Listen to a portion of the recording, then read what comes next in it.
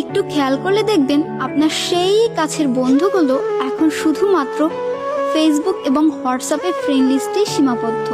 হাতে অফুরন্ত সময় থাকা সত্ত্বেও তাদেরকে বিনা কারণে একটা মেসেজ করতে দ্বিধাবোধ হয়।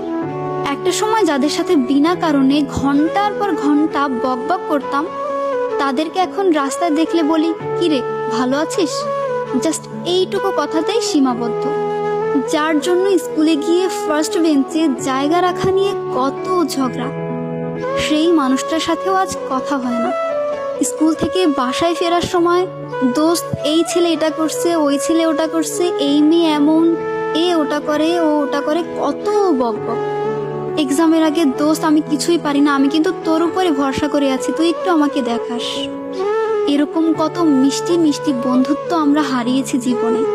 কারণ জীবন গতিশীল, আমরা সবাই সবার কাজে ব্যস্ত।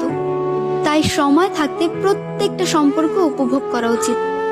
কারণ সময় বদলায়, বন্ধুত্ব বদলায়, আর এই শহরে বন্ধুত্ব হারায়ও।